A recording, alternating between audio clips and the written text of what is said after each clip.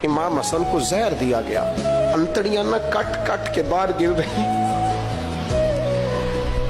उस शहजादे की जिसने हुजूर की गोद में उम्र गुजारी, महबूब के कंधों पर रहने वाले हसन इब्ने अली जनाब इमाम हुसैन हाजिर बारगाह हुए तो हाथ पकड़ के भाई का चूम के रो पड़े। भाई प्यारे भी तो बड़े होते हैं ना, बड़े प्यारे होते हैं, पर इन लोगों का मनसब बड़ा अनोखा है, शदीद तकलीफ है।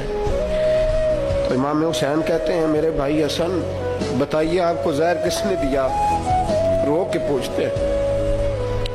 भाई का माथा चूम के इमाम हसन रो पड़े, कहने लगे हुसैन मेरी मजबूरी है, मैं तुम्हें नहीं बताऊंगा। कहा क्यों? फरमाने लगे इसलिए कि अगर वो नहीं जिस पर मुझे शक है तो फिर किसी बेगुनाह का नाम कैसे ले दूं, और अगर वही है ना जिस पर मुझे शक है तो फिर मैं तुम्हें नहीं बताऊंगा।